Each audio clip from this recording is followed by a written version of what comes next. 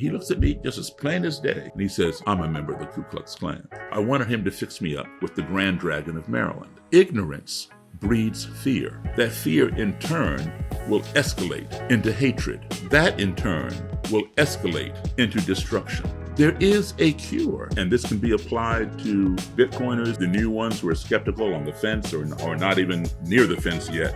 You think talking to people about Bitcoin is hard? Imagine being a black man at a Klan rally. Meet Daryl Davis, musician and author of Clandestine Relationships and The Klan Whisperer, a man who befriended Ku Klux Klan members and helped over 200 radically change through conversation alone. Discover how his secrets to breaking down barriers can transform the way you connect with skeptics and spread Bitcoin adoption. Stick around, your next talk could change everything. Going beyond Bitcoin to bring you the skills and insights to exit the fiat matrix, this is Mentor Sessions.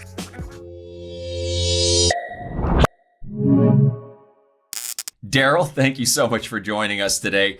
It is an honor to have you on, and I'm sure there are a lot of listeners we have who may not know your story. You have an incredible story of befriending people from the Ku Klux Klan to the point where some have left the Klan and even given up their robes to you. So for those listening who might not be familiar, can you tell us a bit about your story?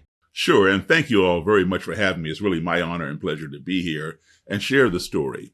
Well, I turned 67 years of age this month. In fact, tomorrow. Happy birthday. Thank you. But my backstory is really key to why I do what I do today. I grew up as a child of parents in the U.S. Foreign Service, so I grew up as an American embassy kid. And how it works is you get assigned to a foreign country for 2 years, and you come back home here to the States at the end of the assignment. You're here for a few months, maybe even a year, and then you're back overseas or abroad for another 2 years. Back and forth were the formative years of my life. I started traveling the world at the age of 3 in 1961. And my first introduction to school was abroad. I did kindergarten, first grade, third grade, fifth grade, seventh grade, all in different schools in different countries. And here's the interesting thing. Because my first introduction to school was abroad, that became my baseline for what school was supposed to be. So my classmates, when I was in school abroad, everywhere I went, were from all over the world. Anybody who had an embassy where we were stationed, all of their children went to the same school. So this little girl sitting next to me at this desk might be from Japan, that kid from Nigeria, that kid from Russia, France, Germany, Sweden. If you opened the door to my classroom and stuck your head in, you'd say, oh, this looks like a United Nations of little kids, because that's exactly what it was. But each time I'd come back home at the end of my dad's assignment, I would either be in all black schools or black and white schools, meaning the still segregated or the newly integrated. And there was not the amount of diversity in the classroom that I had overseas. So literally, when I was abroad, I was living about 10 years ahead of my time, because that multicultural scenario had yet to come here, And when it did come, some people were not happy, right? Now, today, of course, you go to a school, people are from all over the place. But even though desegregation was passed in 1954 by our U.S. Supreme Court, schools did not integrate overnight. I was born in 58, and they still weren't integrated. Even today, in 2025, in some parts of this country, they're still struggling with integration. So, skipping ahead, 10 years after I was born, at age 10, 1968, I had come back from overseas, and now I was in a school that was newly integrated. There were only 2 black kids in the whole school, me in 4th grade and a little black girl in 2nd grade. So, I really didn't see her except for like at recess and lunchtime. And, I didn't play with 2nd graders, being in the 4th grade. So, obviously. Hey, I'm a big, bad 4th grader, man. So, consequently, all of my friends were white because, they were 4th and 5th graders. And several of my male friends were members of the Cub Scouts, and they invited me to join the Cub Scouts, 1968.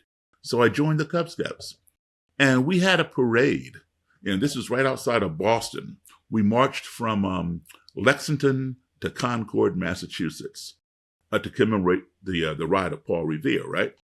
And somewhere down people were waving and cheering. I'm the only black participant.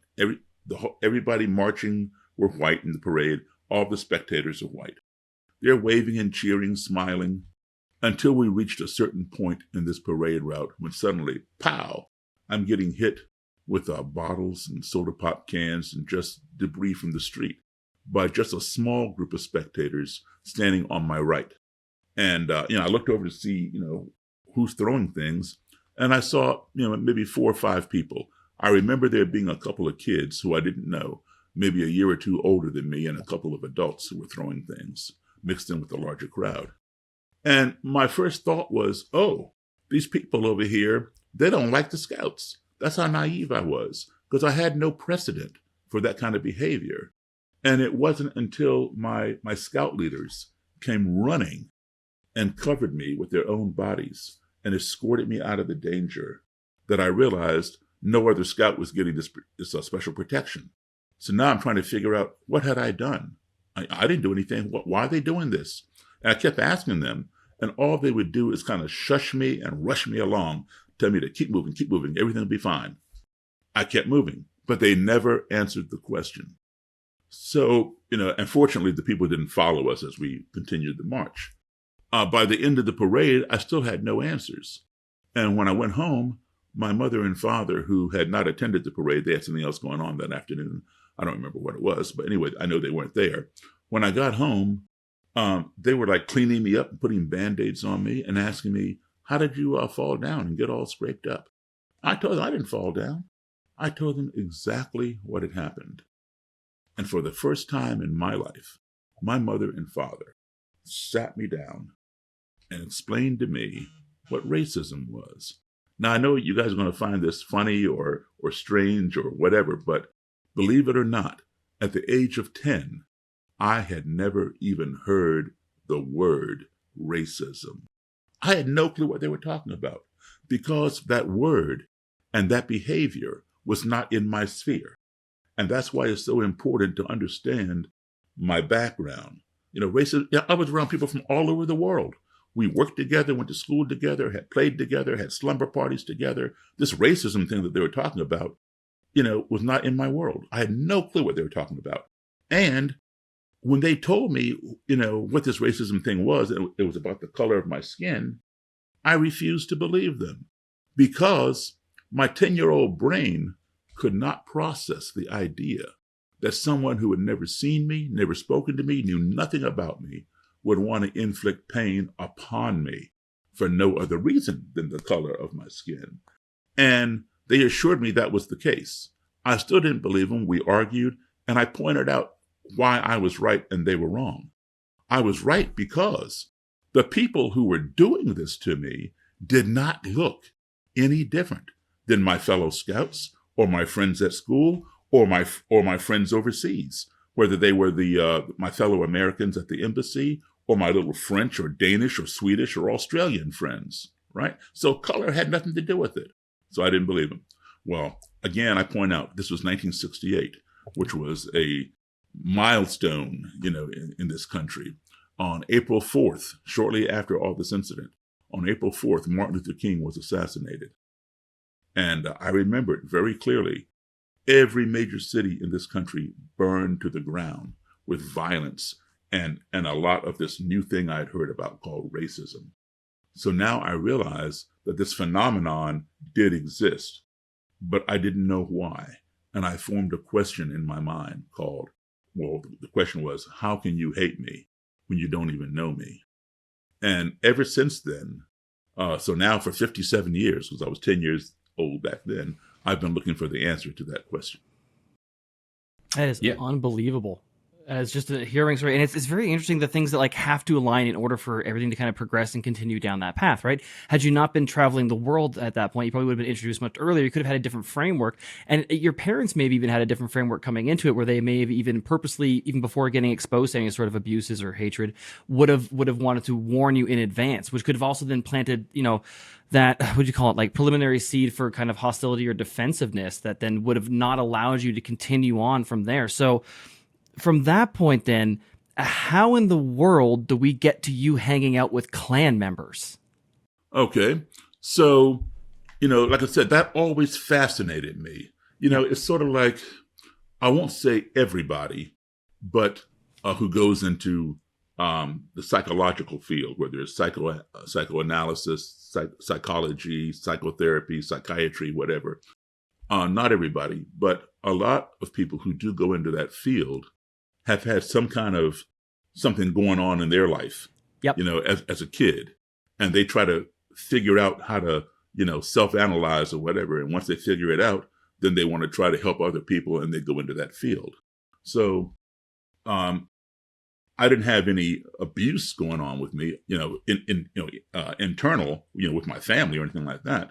But I had that external stimulus to cause me to think, how can people behave? I need to find the answer. So that was my, delve into the psychological world, right? All right. So I went to high school, of course, and graduated. Went to college and graduated. I got my degree in music. Music became my profession. But still, studying race relations on my own became my obsession. There were no courses you could take like Race 101. That still doesn't even exist. So I had to do it all myself. And throughout my life, I've purchased every book I could find on Black supremacy, white supremacy, the Ku Klux Klan, anti-Semitism, the Nazis in Germany, the neo-Nazis over here. I have a wide, vast library of that stuff. All my books talk about it, but they don't tell me why people can hate you because of the color of your skin. And when I would ask people, they would say, oh, Daryl, some people are just like that. That's just how they are. Well, that's not a satisfactory answer. So I always had that in the back of my head, right? After I graduated, I wanted to play music full time. Well, country music had made a resurgence. It had never gone away completely, but it had fallen off the top 40 charts. But now a new movie had come out called Urban Cowboy with John Travolta and a lot of country music in that movie, right? So a lot of your bars and clubs and things switched their format from R&B and top 40 and disco to country. And, I wanted to work full time, so I joined a country band. And I was the only Black guy in the band. Country music and blues music is the exact same music, just 3 chords, each one, right? And it's society that puts us in, compartmentalizes us. Oh, because you're white and you're singing this song with 3 chords, you're country. Because you're Black, you're singing the same song, you're blues. That kind of thing. So in any event, I joined this country band because the music had come back. And this band was pretty well established here. I'm in Maryland, here in the Maryland area. And they had played this place in a town called Frederick, Maryland, which sits about an hour and 20 minutes north of Washington, D.C. I know it well. I used to go there a lot of times. Okay. Yep. So you know it. So anyway, there was a bar there back then called the Silver Dollar Lounge. And it had a reputation, which I was well aware of long before I ever went there, that it was unwelcoming to Black people. There were no signs, like you used to see way back in the day, colored water fountain, colored restroom, all that, nothing like that. But you just knew if you were Black, you were not welcome there. And, when you go somewhere where you're not welcome and alcohol is being served, sometimes it's not a good combination. You know that too, huh? Yeah. Okay. So here, so the band had played there before. They had another gig there. And now I'm in the band. So I go. Fully aware. And, people gave me some looks when I came in, but nobody bothered me at that point. And we did our first set, took a break, and I'm following the band to where they're going to sit. And I feel somebody from behind reach over and put their arm across my shoulder. Now, I see the whole band in front of me. I don't know anybody in this joint. So I'm, trying to turn around and, getting ready to get ready, right? Yeah. So, but it was a white gentleman, I'd say 15 years, 20 years older than me. Big smile on his face. And he says, man, I sure love your all's music. I said, thank you. And I shook his hand. And he pointed at the stage and said, I've seen this here band before, but I ain't never seen you. Where'd you come from? And I explained, well, yes, they've played here before, but this is my first time. I just joined the band a couple months ago. man, I sure love your piano playing. This is the first time I ever heard a black man play piano like Jerry Lee Lewis. Now, I was not offended by the statement, but I was surprised, given the fact that this guy was a decade and a half, maybe 2 decades older than me, that he did not know the black origin of Jerry Lee Lewis's piano style. So I proceeded to tell him, well, Jerry Lee got it from the same place I got it from. He's like, from black blues and boogie woogie piano players. Oh, no. Jerry Lee invented that style. I ain't never heard no black man play like that. And I'm thinking, dude, what, you never heard Little Richard or Fats Domino, And I said, look, man, I know Jerry Lee Lewis. He's a very good friend of mine.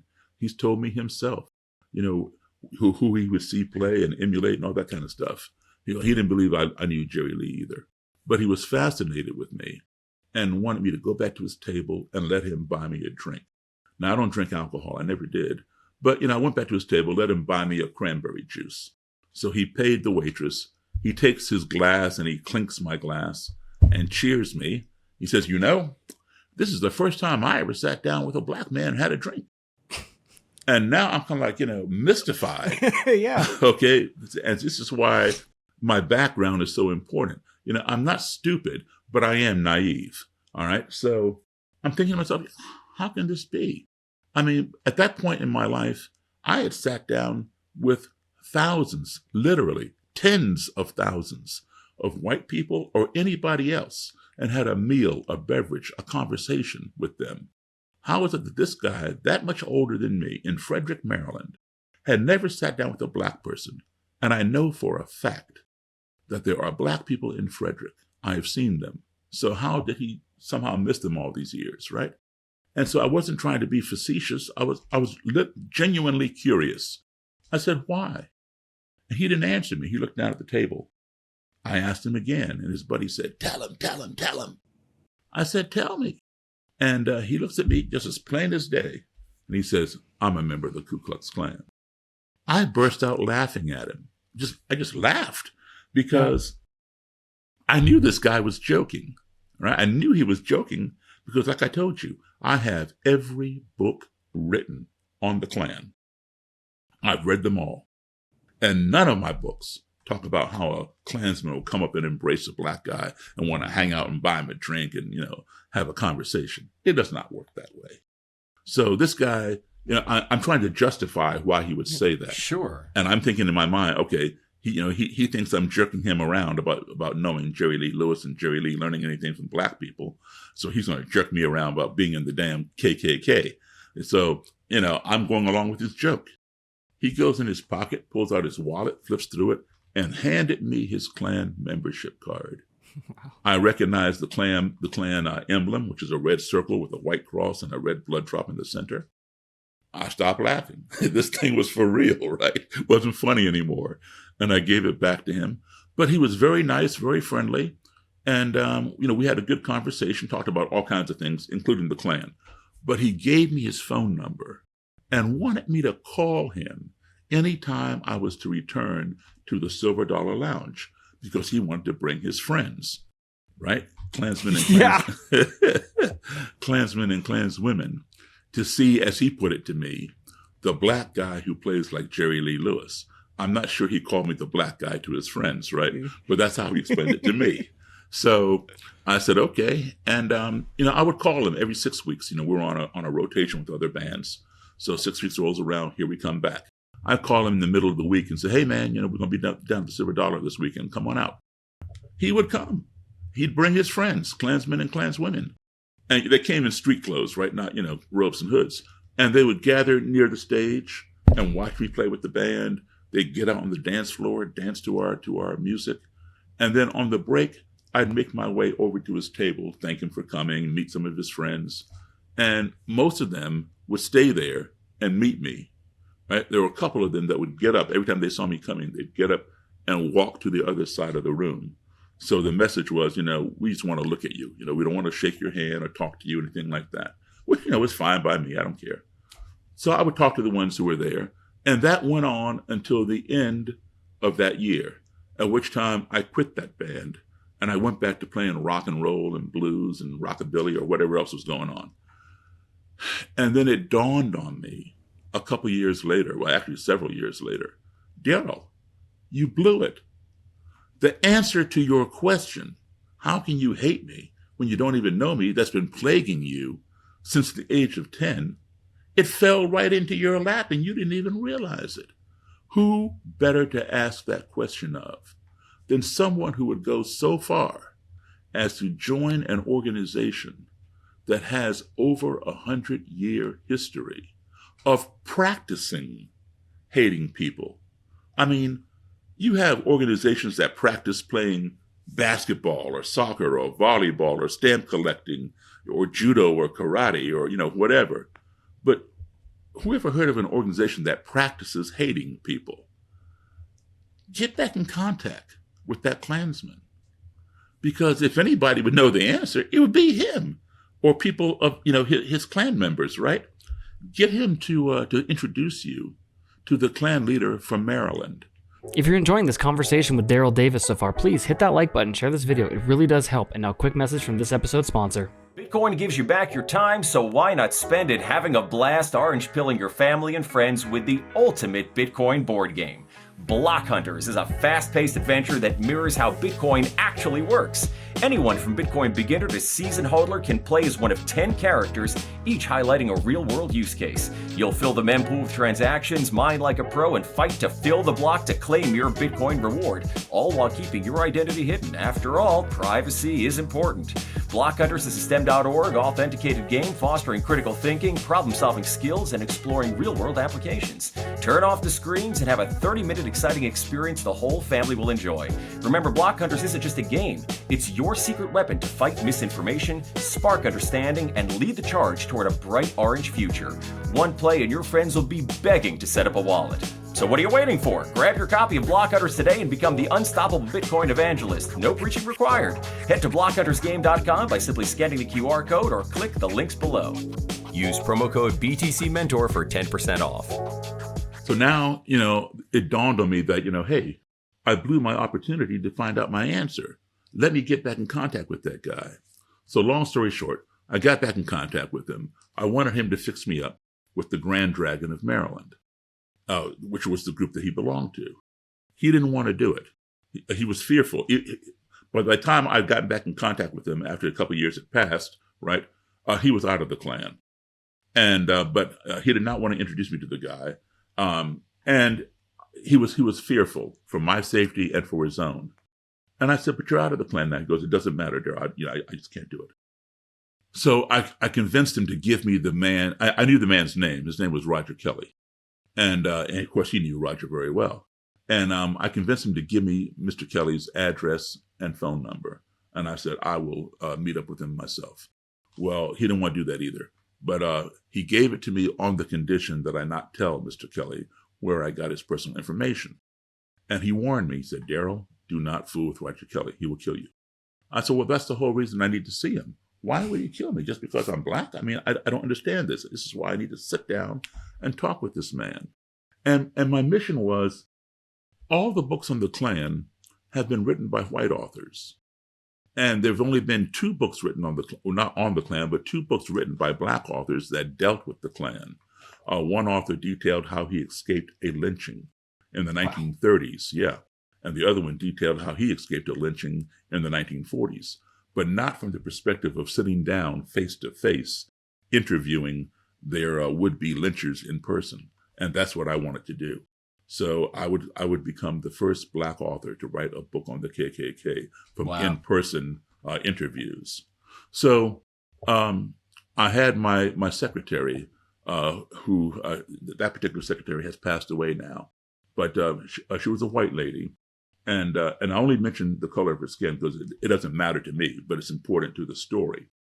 I gave her Mr. Kelly's number, and I told her, you call him and tell him that you're working for somebody who's writing a book on the Klan. Would he consent to sitting down and being interviewed? And I told her, do not tell him that I'm black. If he asks, don't lie to him, but don't allude to it to give him reason to ask. Now, the reason why I had the number, I could have called him myself. But I figured, if I called the guy, he might recognize in my voice that I'm black. I said, I'm not talking to you. Click. And the whole project would have ended before it ever got started. But I knew if Mary called him, he would know that the voice on the other end of that line belongs to a white lady.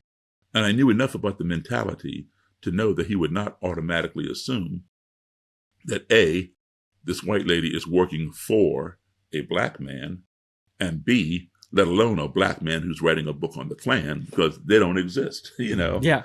So that might up the chances of him agreeing. And then if he agrees, then obviously when we meet, he can see that I'm black. He can figure that one out, right? So, I'm not going to disguise myself. And I figured, I want him to see me in person, and then he can decide if he wants to talk to me or turn around and walk away or attack me or whatever he's going to do. So she understood. She calls the guy, and he agrees to do the interview. Didn't ask what color I was. So we set the interview up for to meet at a motel at the motel right above the Silver Dollar Lounge in Frederick. The lounge was in the basement, and we got a room there. Mary, on a Sunday afternoon, about 5:15, Mary and I got there several hours early. I gave her some money, sent her down the hall to get soda pop out of the machine, put it in the ice bucket, get it cold, and all that stuff. I had no idea what this man was going to do when he walked into that room and saw me. But I knew what I was going to do. I was going to be hospitable, right? I'm going to offer the man a cold beverage like I would offer either of you if you came to visit me. Mm-hmm. So she got all that prepared. Now, there was a lamp table, a little tiny, you know how motels are, a little tiny lamp table. Sure. I took the lamp off, put the table over in a corner of the room. By the way, the way the room was situated, not by my choice, just the way it was.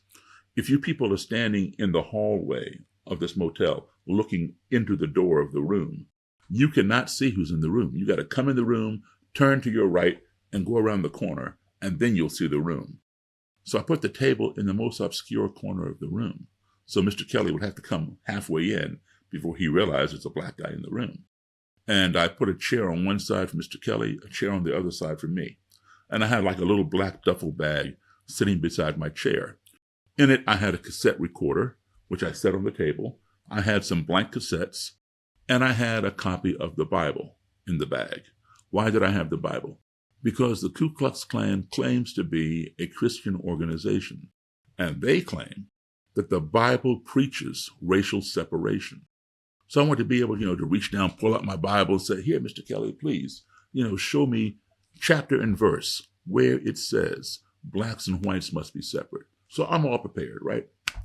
Right on time, right to the minute on time. Knock, knock, knock.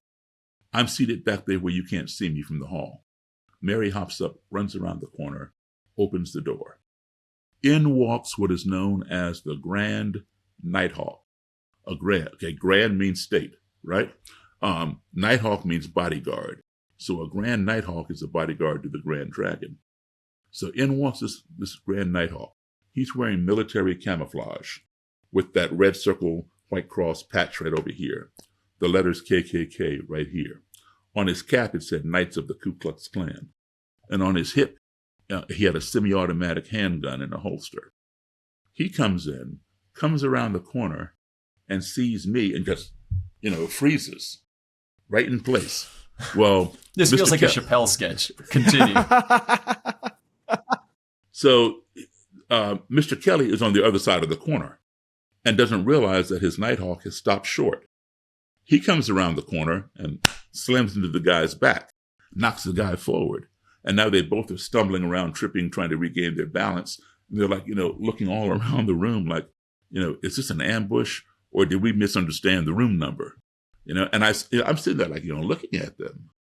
And I can see the apprehension in their faces. So I stood up and I went like this, showed my palms to show I had nothing in my hands. And I walked forward. I said, hi, I'm Daryl Davis. And Mr. Kelly shook my hand. And the Nighthawk shook my hand. So far, so good. I said, thank you. Please, come on in, have a seat. Mr. Kelly sat down, and the Nighthawk stood at attention to his right. And before I could sit down, Mr. Kelly says to me, Mr. Davis, do you have any form of identification? I said, sure. Gave him my driver's license. He goes, oh, you live on such and such street in Silver Spring. Now, that had me a little concerned. Why is he reading my address? Is he going to come to my house and burn a cross, whatever? Or worse. Yeah, or worse. All he has to do is look at my name, look at my face on the picture, and look at me, match it up, and give me back my license. And so I did not want to let him know that he had slightly, unnerved me.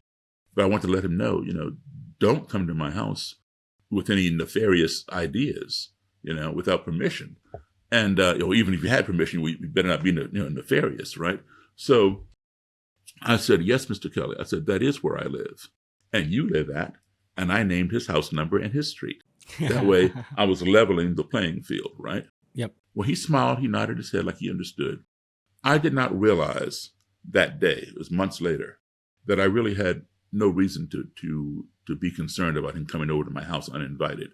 It was pure coincidence. He recognized my street. One of his members lived right down the road here. All right. My street runs through two neighborhoods. And in order to get to that guy's house, he has to get on my street. So it was just pure coincidence. And I just had, no idea at that time. Today, that same member sits in a federal prison in the state of Maine for committing a hate crime. So he's there for a while. So anyway, so we got on with this interview. And every time my cassette ran out of tape, I'd reach down, get a fresh tape. Or Mr. Kelly would say, Mr. Davis, the Bible says. I'd reach down and pull out the Bible. Every time I reached down like this, the Nighthawk would reach up like this. Uh-huh. Yeah. Okay? And he never pulled out his gun. He just, rested his hand on the butt of the gun, which I completely understood. That's his job. He's the bodyguard. I'm the enemy. He doesn't know what's in my bag. So he's doing his job to protect his boss and protect himself. So I got it. So, 45 minutes, later of me reaching down, him reaching up, he relaxed. He realized there was no threat in the bag. And, I went in and out and the Nighthawk didn't move. So a little over an hour into this interview, Mr. Kelly and I just talking, casually and stuff. And out of nowhere, there was a very fast, very short noise, like a, and we all jumped. Like, what was that? And I jumped up out of my seat and I hit the table. And I knew that Mr. Kelly had made the noise. I didn't know what it was. The noise was so fast and so short that my ear could not discern what it was. And so I perceived it to be an ominous, threatening noise, right? And all I could hear in my head was, Daryl, don't fool with Roger Kelly. He'll kill you. The words of, right? And so I'm trying to figure out, what had I done to cause this guy to go off and make some, weird noise. And so at that point, I feared for my safety. And, when you fear for your life, you go into what's called survival mode. And in survival mode, you will do anything and everything to preserve your safety. And there are only several things you can do. Some people, they faint, they pass out because the fear is so great, their brain cannot process it and the brain shuts down and they faint. I don't do that. Another thing people will do, their muscles will constrict and they'll ball up and start shaking like this. You ever seen anybody get into a fight and they ball up into a fetal position and they, you can be kicking them, punching them. They're not even trying to block. That's called paralysis by fear. It's a real thing. I don't do that either. Another thing people would do is to run away. That is the best option. If you don't know what the fear is or whatever, separate yourself from it. Get away from it as quickly as you can. And that is the option that I would have chosen had it been available to me. But it was not available. How am I going to outrun a bullet in a motel room? Not happening. I'm not armed. Mary's not armed. The only person that I know for sure who is armed is the Nighthawk. I can see his weapon right there. It's obvious. I don't know. Mr. Kelly is wearing a suit and tie. I don't know if he had a weapon up under his suit jacket or not. All I know is I don't want to die that day. So, your other option, your only other option is to do what's called a preemptive strike. Get them before they get you. So when I flew out of my chair, hit the table, I was on my way to dive across that little lamp table, grab the Nighthawk, grab Mr. Kelly, and slam them down to the ground and take away that Nighthawk's gun and immobilize that situation.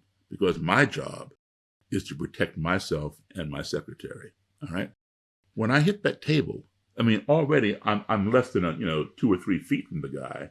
But when I hit that table, I'm inches from his face, and I'm looking right into his eyes.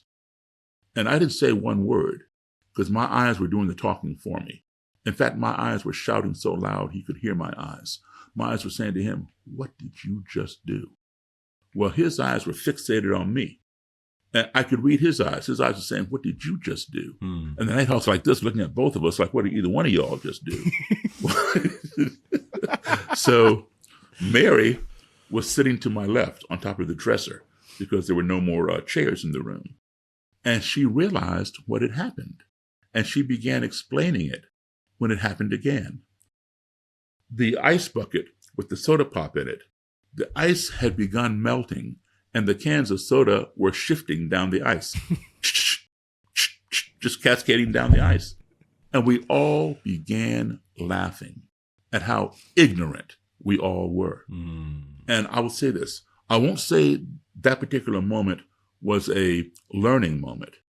The learning would come later. But it was a teaching moment.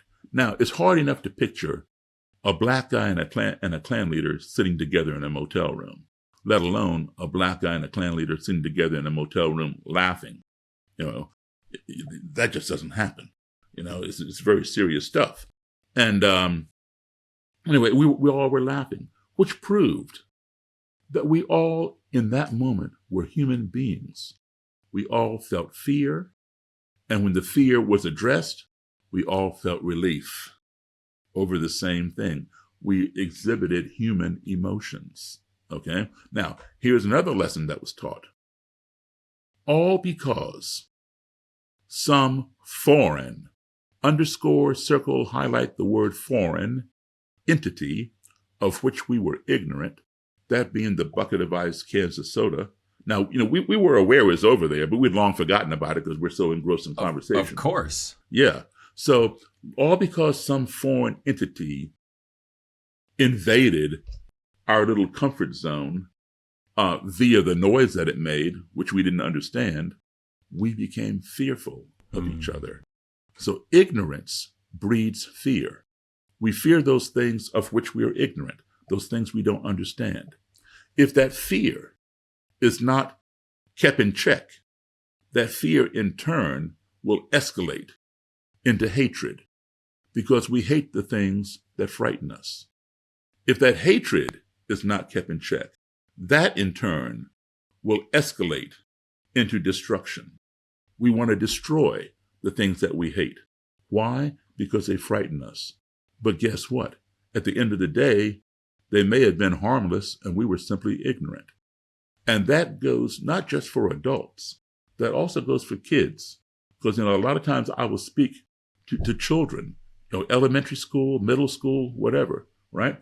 All grade levels. But when I'm talking to little kids, of course, I tone, the lecture down to their level. And sometimes I'll just be standing in the front of the room and they're sitting at their little desks, 6 rows back, whatever. And I'm just talking casually, whatever. I say, hey, there's a snake under your chair, And I'll point, down at the ground under somebody in the front row's chair. Everybody in the classroom screams and throws their legs and arms up in the air, right? They throw their legs up in the air, everybody. And they start screaming. And then they realize, there's no snake, and I'm laughing and they're laughing. And I'm like, what's wrong with you all? Why were you all screaming? Oh, I hate snakes. I'm afraid of snakes. There's your hate. There's your fear. I said, well, why do you hate snakes? Why are you afraid of snakes? Well, they're poisonous. They're slimy. Well, there's your ignorance. Not all snakes are poisonous, and no snake is slimy. They're dry if you ever touch them, right? So there's your ignorance. Ignorance breeds the fear, which breeds the hatred. So I say, okay, obviously there's no snake under your chair, but let's just pretend that there really was a snake under your chair. What would you want me to do about it? You know what they say? Kill it. Of course. Yeah. There's your destruction. Yeah. Ignorance breeds fear, which breeds hatred, which breeds destruction. Of course. And that goes from kids to adults, So I say, we we need to stop addressing the destruction. Yes, hold people accountable for destroying something, but let's not focus our energy on the destruction. What's been destroyed is gone. It's not coming back. The trade towers in Manhattan are not coming back, okay? The destruction is just a symptom, a byproduct of the root cause. Let's not focus on the hatred. That's another symptom, another byproduct. Let's not even focus on the fear. That's another byproduct. The root cause is the ignorance. If you cure the ignorance, then there's nothing to fear. With nothing to fear, there's nothing to hate. With nothing to hate, there's nothing to get mad about and destroy. So the good thing is this. There is a cure for ignorance. That cure is called education and exposure. And that's where we need to focus our time, our efforts, our energy, and our resources, our money, whatever. Focus on the ignorance and cure that ignorance, and then all those other byproducts will go away. They won't come into play. You know, Daryl, this sounds wonderful, and you're a complete inspiration. As we mentioned before we got on, one of the reasons we wanted to have you on this show is because this show is to try to teach Bitcoiners, at least offer Bitcoiners, sort of life lessons that go just beyond the technical or economic ideas behind Bitcoin. And, you know, one of the things we talk about in Bitcoin is that Bitcoin is for enemies, in the sense that its design ensures that all participants, regardless of their intentions and how you might feel about them, contribute to its security and resilience. So everybody is working together, whether they think they like the other person they're working with or not. And this even goes to larger issues. There's the saying, you know, when goods and services cross borders, armies don't. You know, you want to trade with each other. And there's some in Bitcoin, myself included, who would argue, you know, that when governments can stop printing money to fund their wars, there'll be less wars. And we often say in Bitcoin fixes this. I think that there is something to that. And I hope that we do live in a future with less wars. But to your point, I think we are all animals. We are all emotional creatures. And sometimes those emotions, like you said, fear can override things. So it's so impressive to see you be able to put aside the insults and the hatred and meet with people in a very level-headed way to try to understand where they're coming from. And as you know, this does not come easily to human beings, myself included.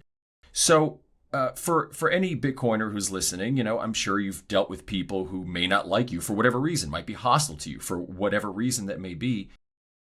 How did you come to the point where you were able to kind of keep a level head and listen to people who might otherwise hate you and try to understand them in the hopes they could better understand you? And is that something that can be taught or learned? Yes, it can be taught and learned vicariously or through courses and study and that kind of thing, you know, if it does not come natural. I truly believe that everything we do in life is a stepping stone to where we are. And we use that experience to, you know, become who we want to be in the future. I will say this. If I had not, let me put it this way. Today, I'm a professional musician. And you know, as I said, you know, music is my profession, but the race relations things is my obsession. I travel around the world performing and lecturing today. And around this country. I have performed in all 50 states. When you combine my childhood travels with my folks and my adulthood travels on my own as a musician, lecturer, put them together, I've been in a total of 64 countries on 6 continents. Wow. So, wow. You know, but actually I'm a bit behind because there are, there are 195 countries in the world currently. And so a couple of years ago, I met 2 guys totally unrelated within 2 or 3 weeks apart. One guy from California who had been to 125 countries and another guy from Estonia who had been to 161. Wow. So like I said, I'm behind, right? I think I've been to like 3. So it's amazing. But what I have learned, listen, according to our U.S. Census Bureau, most Americans do not travel. Less than 50% of Americans even own a passport. Wow. Europeans, yeah, it's true.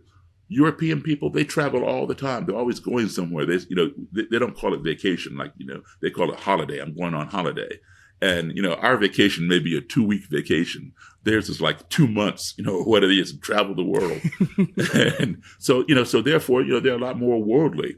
Now, all this travel does not make me a better human being than someone with less travel.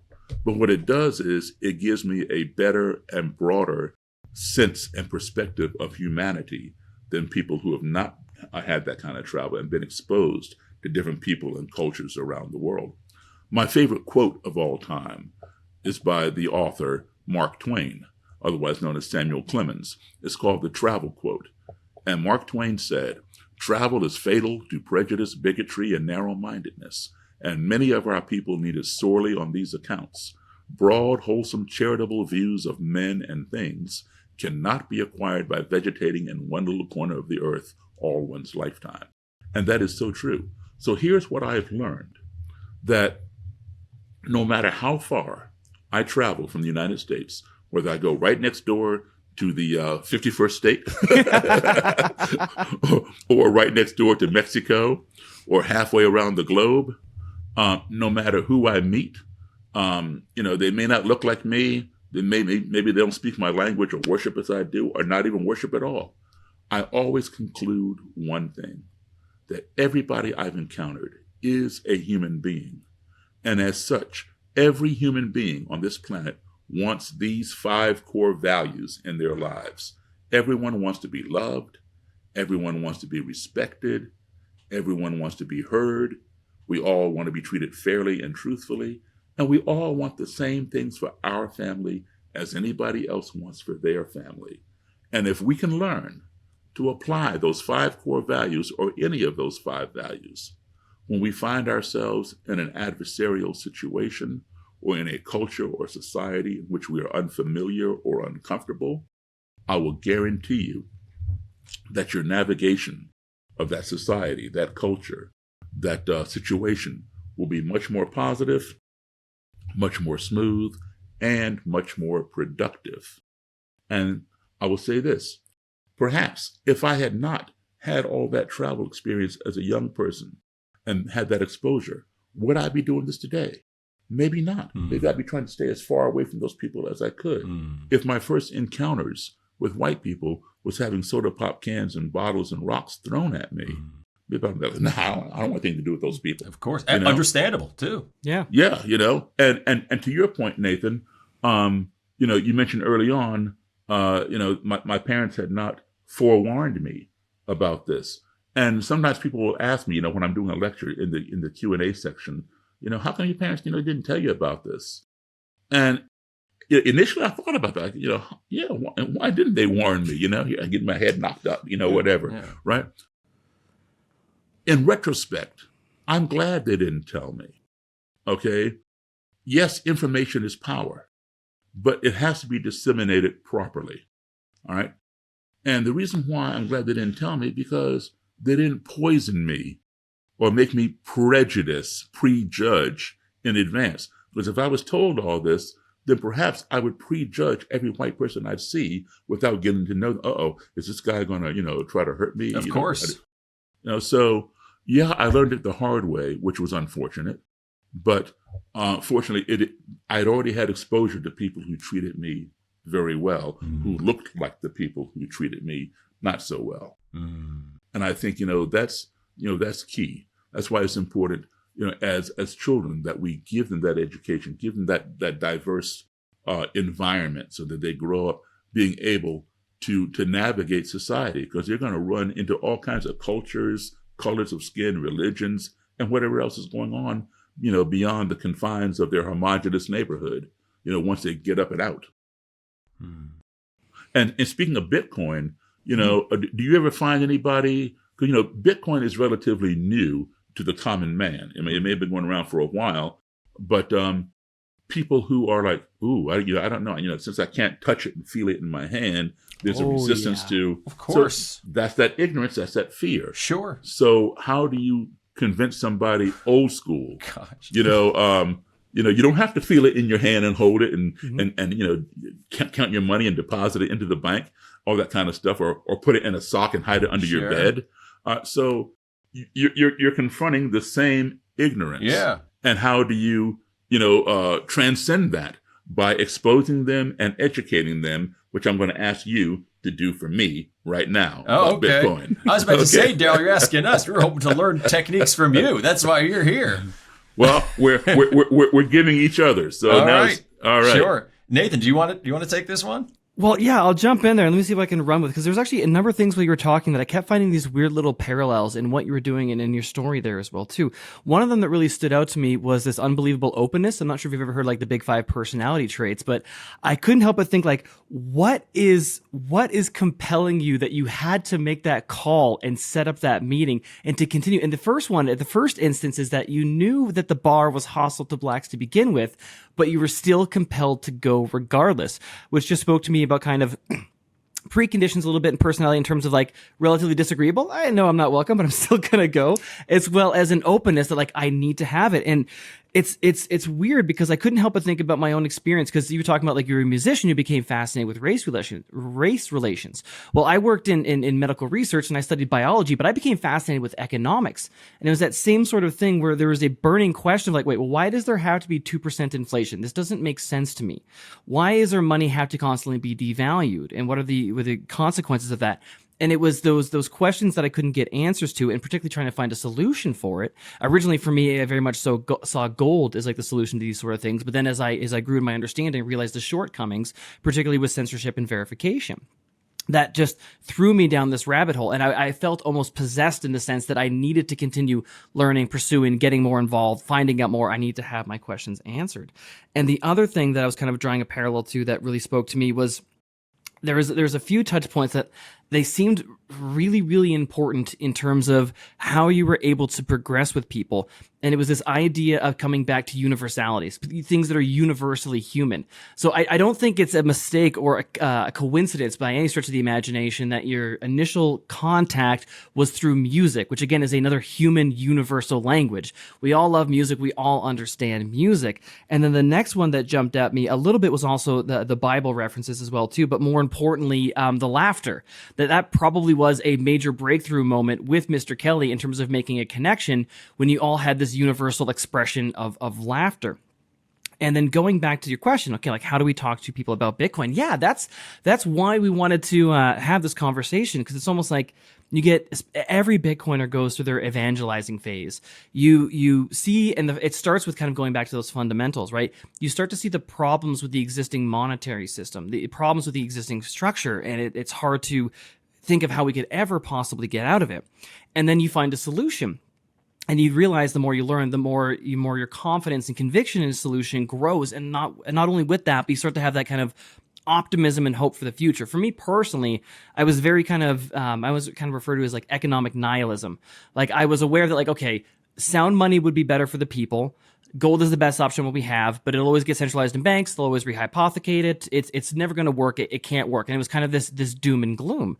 And that when I found Bitcoin, money that nobody could print, nobody could confiscate, nobody could censor your transactions, a completely neutral language for value transmission in the same sense as like music is a mutual universal language, that I had all this great hope. And I wanted to tell everybody about it. But nobody cared.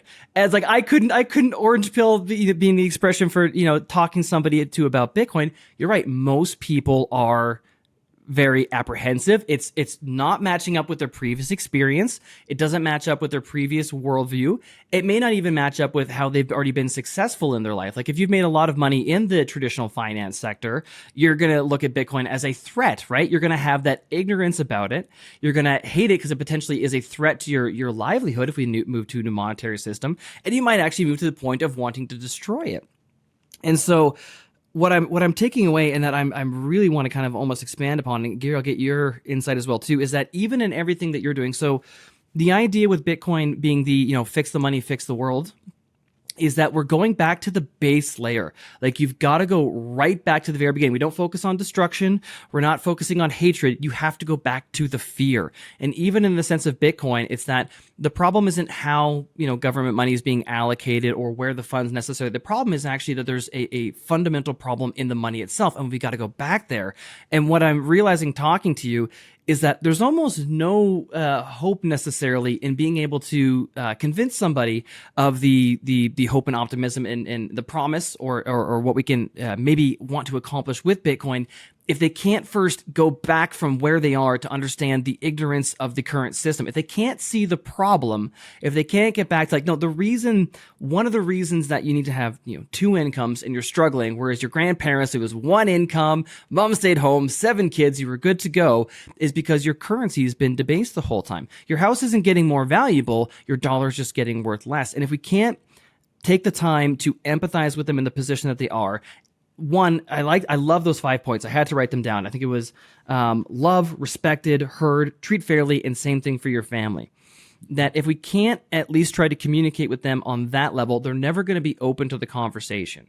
And if they're never going to be open to the conversation, we're never going to have a chance to even address or try to outline the problems. And so with that, the reason that I really want to talk to you is because I joke that in people in the Bitcoin space, friends that I talk to, they're so invested in, and I don't mean that in like a financial sense, and what this could actually bring in terms of peace and prosperity, not only for like North America, but around the globe, right? It's a fair game for everybody. To take a example that I've heard Ben talk about the BTC sessions on this channel is that in the existing system, governments and banks can print money, and that's to their advantage. We very much so distinguish Bitcoin from crypto, not the same thing. In the crypto infrastructure, everybody can print money, and in Bitcoin, nobody can print money. And essentially, we're all going to play by the same fair rules, no matter who you are. It's that equal treatment, that fairness for everybody that's involved. And we get so excited about what it could mean for the future that we try to tell everybody, but so many people get so quickly discouraged. And I think it's because it's almost like they're running to the destruction. They're trying to get to the point and explain to them that, at least that's what I'm kind of picking up from the conversation, that no, you need to go back to where you kind of had your eureka moment. You need to connect with them on a universal language, something about their family, something about wanting to be loved, something about just human emotion and expression and goals and desires. You have to go back to the root cause if you want to inject some information about the root money. Now, Gary, I've been rambling for a little while because I've been loving this conversation and very excited about it. Do you want to give me your thoughts on it, pal? I was going to say, Daryl, you see how excited we get about this stuff? To your question of what is Bitcoin, and when people say, I can't feel it, I can't touch it, I can't store it away, that's certainly something that I first thought when I got involved in it. And it's something that I don't expect people to get overnight. And I think one of the things that inspired me from your perspective, and I've watched some of your videos and I've read about you, is that you don't go in talking to somebody expecting to change their mind on the first day within 5 minutes, 10 minutes, whatever, because that's not going to happen. They have a certain worldview and they have a bit of a defensive wall up against your worldview. And what I've tried to do when talking with people about Bitcoin, and I want to be, let's be very clear, Bitcoiners who have trouble talking to people about Bitcoin is nowhere near on the level of talking to somebody who hates you because of some immutable characteristic like the color of your skin. I mean, these are Gary, I was going to say, I have no excuse not to go out and try to talk to people about this again. Yeah. There's no coming excuse. back. Nobody who is not into Bitcoin is going to be like, that Bitcoiner over there, I'm going to go burn a $sign on his lawn. It's not going to happen. I feel perfectly safe. So I don't even mean to compare these two because they're not even close. But one thing I have tried to take away from it is when I do talk to people about it, I try to listen more than I talk. I try to understand where they're coming from, because if somebody else feels heard, they're, as you have said, I believe they're more open to be willing to hear you. Right. And I know this is not going to be an overnight process. For me, it wasn't. Right. And I was somebody who was interested in this, way back in like 2013 is when I started dabbling in a little bit. And even then, it took 8-9 years for me to fully, after reading and learning a lot, being, okay, I'm fully in now. I get it. I understand. Because I was hedging for a very long time. Gosh, this sounds great. It's money that can't be censored. Nobody can stop me if I want to send something to somebody else. Like, I know you're an advisor for the social media app Minds. And one of their great things is we want to have hard conversations. We don't want to censor people. We want people to be willing to express themselves and talk about, difficult subjects. So on a monetary level, we don't want to be censored either. If I want to send you money, you want to send me for whatever reason, we want that to be uncensorable. So that sounds great. The government can't just print a bunch of it and lower the value of it. That sounds great. It all sounded great, and it all sounded too good to be true for me. Right. And we all reminded of the cliche: if it sounds too good to be true, it probably is. Exactly. Yeah. And I said to myself for a long time, I'm not the smartest person in the world, but I feel like I'm smart enough to know that I'm not that smart. So what am I missing? What is here? I so want this to be true in my soul. I must be blinded to something. I must be missing something. That's what I try to do when talking to people about Bitcoin. But again, I want this to be something that even Bitcoiners can learn from beyond Bitcoin, just in their daily lives, because even when you have people trading in Bitcoin, like you said, there's still going to be people that hate and fear other people for whatever reason. Even if we have this great harmonious Bitcoin world, we are still, social animals. And I want, you have said, if what's destroyed is what's destroyed. But we have to be willing to try to build from here. And that's a great thing to say. And as you said it, I thought to myself, gosh, that is really good. And for many things, it is so, it sounds wonderful. But for some people in some situations, that is easier said than done. I see pictures of wars going on in the world right now. And I see some horrible, horrible images I'm not going to get into right now. And I put myself in the situation. And I thought, if I'm the father of this child who I just saw this horrible thing happen to, who I don't have anymore, what you're telling me, you may be right, that I have to, what's gone is gone and this is not going to help. But man, I'm a social animal and I'm putting myself in that situation. I'm thinking, you know what? I have nothing left to live for. I don't want to say how many people can I take out with me, because F it. I'm so distraught. And most people, of course, are not in that situation, thank goodness. But again, it's easier said than done. It's real. And how do you do it? Because it's so amazing. Okay. So, and this will help both of you understand, and this can be applied to your Bitcoiners, the new ones who are skeptical, on the fence, or not even near the fence yet. All right. We've all heard the expression, one's perception is one's reality. All right. And that's so true. Whatever somebody perceives becomes their reality. Even if it's not real, it's their reality. All right. Get it through your head. You cannot change anyone's reality. I'll say that again. You cannot change anyone's reality. All right. Only they can change it. So if you want if you see something wrong with their reality, do not attack it. Because if you attack somebody's reality, they're going to push back. They're going to resist, because to them it's real, and you are attacking what they know to be fact. All right, so they're going to resist, and if you continue the attack, they're going to escalate, and to yelling and screaming, and then if that escalates, it's going to be physical clash. Right, so never attack someone's reality, no matter how much you know it's not real. It's only in their mind. All right. What you want to do is you want to offer them a better perception, or better perceptions, plural. If they resonate with one of your perceptions, then they will change their own reality, because their perception becomes their reality. So let me give you, I'll give you two examples, one hypothetical and one real life. All right. Hypothetical one first.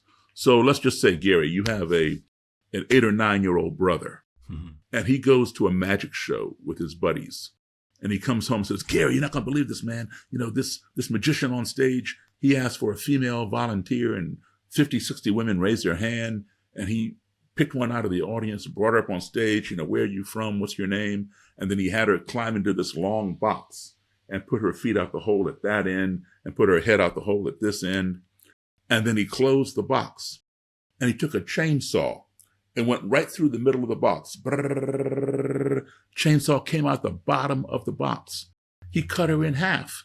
And then he told her to wiggle her feet out that hole. And she wiggled her feet. And you said, listen, it didn't happen like that. Yes, it did. I was there. You weren't there. I saw it with my own eyes, right? He is 100% correct. You were not there. Mm-hmm. You did not see it. He was there and he saw it.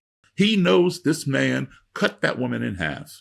How dare you tell me I didn't see what I saw? You weren't even there, right? So you have attacked his reality and he's going to push back, and rightfully so. And then to prove to you that this guy really did what he said he was going to do, he tells you after this man went through the box and cut her in half, he took the half with the feet and moved that over here to stage right, and took the half with the head and moved it over there to stage left. And then he walked over there and spoke to the woman's head, and she talked back to him. They had a conversation. And then he brought the two halves back together. He did some abracadabra incantation, and then he opened the lid, and the lady climbed out, full form, no blood. He cut her in half, put her back together, no blood. And you say, listen, that's an illusion. No, it's not. I'm telling you, it's not. I saw it, Now you've escalated him because you're calling him a liar, basically. Yeah. Telling him he didn't see what he saw. You have attacked his reality. Yeah. He's going to defend. Yeah. Okay. So you'll get nowhere attacking anybody's reality, whether it's a magic show, whether it's their racism or anti-Semitism, or whether it's their skepticism of Bitcoin. All right. What you want to do is, rather than attack their reality, offer them a better perception or perceptions. So what you do is, after he tells you this story and you realize, no, something's amiss here, offer him a better perception. Say, listen, I hear what you're saying, but let me ask you a question. Do you think that maybe it's possible, just perhaps, just maybe, that this woman, when the guy asked for a female volunteer and all these women raised their hand and he picked one out of the audience, do you think it's possible that perhaps she works for him? She knows the trick, and she travels all around the country with him and always sits in that same theater seat wherever they go. That way he looks around, he always zeroes in on her, brings her up on stage. And when she climbs into the box, there's a pair of mannequin dummy legs laying on the floor of the box that are wearing the same stockings and same high heels that she has on. So when she gets in the box, she takes the ends of those handles and shoves them out the hole. So her shoes are sticking out the hole. And she takes her knees and brings them up under her own chest. So now her body is sitting all the way over in that half of the box. When the saw goes through, it never even touches her. When he says, wiggle your feet, she just reaches over, grabs the handles and just shakes them, and the feet wiggle outside the hole, right? And then when he separates the two halves and puts the feet over there on stage right, they can no longer move. So he has to distract your attention from looking at them. So of course he's going to walk over here and talk to her head, because you're going to follow him with your eyes, right? He doesn't want you looking at those immobile feet over there, right? Of course she's going to talk back. Her whole body is there. So now when he brings the two halves back together, she simply pulls those feet back in, leaves the poles, the dummy legs in the box, and she climbs out. And your brother says, that might be the only way that could work. You've offered him a better perception, which has resonated with him, and his perception becomes his reality. So you've allowed him to arrive at your conclusion that you knew all along. But if you attack somebody's reality and tell them, they're wrong, they're going to resist. Nobody wants to be told that they're wrong and they're lying and they're stupid, or whatever else. Daryl, you're giving away the trick here. If you thought the Klan hated you, the Magician's Guild is going to really hate you. Well, I got to tell you, God's honest truth. I got to tell you, I saw David Copperfield in person. I saw him make an elephant disappear, and he made that thing disappear. That's all And there's no way we could convince you otherwise, because I have no idea how he did that trick. Right. That's right. You're going to escalate me immediately if you tell me I didn't see that. Are you still keeping your Bitcoin on the exchange? Are you confident in your current Bitcoin setup? At Bitcoin Mentor, we've helped hundreds of people level up their security and fast-track their Bitcoin understanding. If you find that you simply don't have time to go through all the tutorials, the books, and the guides, you can book a free strategy session with me by simply scanning the QR code or clicking the link in the description down below. Discover how Ben, Gary, myself, the entire expert team at Bitcoin Mentor can help you accelerate your Bitcoin journey. Simply scan the QR code or head to bitcoinmentor.io to learn more about how we can help you. The one thing that I do want to touch on, we did hint at it a little bit too, but I think it's really important to kind of convey, because we're talking about these strategies, we're talking for building relationships over kind of hostile waters. But before we go, Daryl, I did want to make sure we touch on, because you have had a number of success in building these friendships and then, not convincing people, but almost guiding people out of this way of life, guiding people out of the Ku Klux Klan. I was wondering if you could just even talk about how many kind of like, what has your success been with this empathetic tactic? It's been great. Okay. Otherwise I wouldn't be continuing down this path. Over 200, I've lost track. Wow. But over 200 over the years. Yeah. Have renounced that ideology. Some of them even come out with me on my lecture circuit and stand on stage with me and renounce their former movement, whether it's Nazi or Klan or whatever. And they work hard to de-radicalize people still in that movement, or try to prevent young people from going down that rabbit hole. And I'm sorry to interrupt. Can I emphasize how impressive a number 200 is? Because this isn't like convincing somebody to switch from Coke to Pepsi. This is like a fundamental shift in their perception of reality. And as we said, it takes a long time. It's not going to happen in just one meeting. So if I have 200 people say, you know what, my fundamentally at my core, I've been thinking about this all wrong, is incredibly impressive.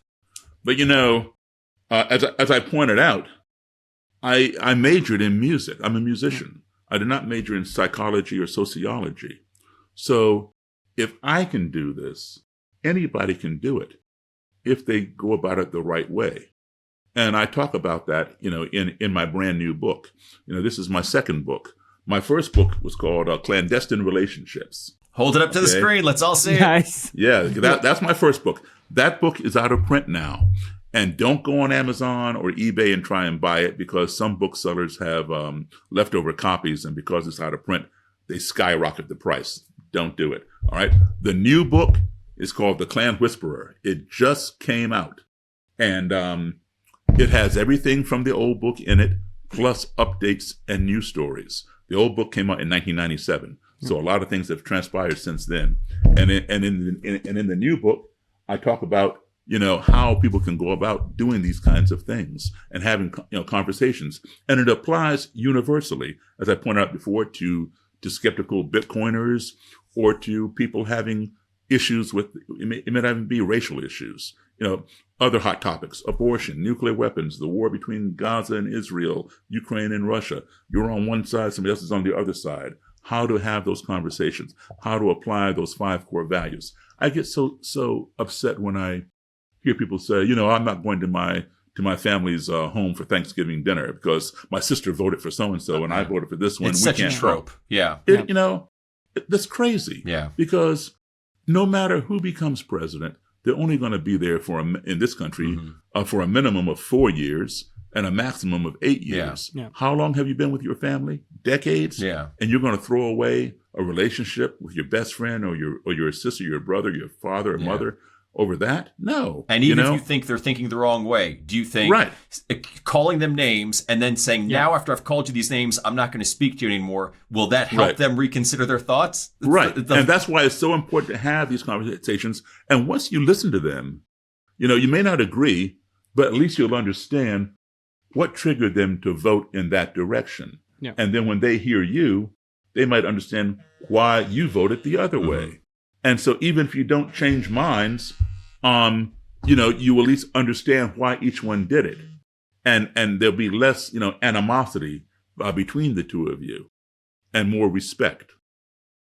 So Daryl, before we do let you go here, before we close out this call, could you please tell everybody in the audience where can they go to learn more about you? Where should they go and check you out on the internet, online too? And then just to remind everybody too, the new book is called The Klan Whisperer. Go and check that out. I assume it's on Amazon and good to go. Yep. Klan Whisperer on Amazon.com. And they can go to DarylDavis.com. And Daryl is spelled Daryl. Only one R. And so you go there, or at Real Daryl Davis on Instagram and, X and LinkedIn and all that good stuff. If you enjoyed this episode with Daryl Davis, check out our previous interview with Dr. Bob Murphy on Austrian economics and Bitcoin. And don't forget to like and subscribe.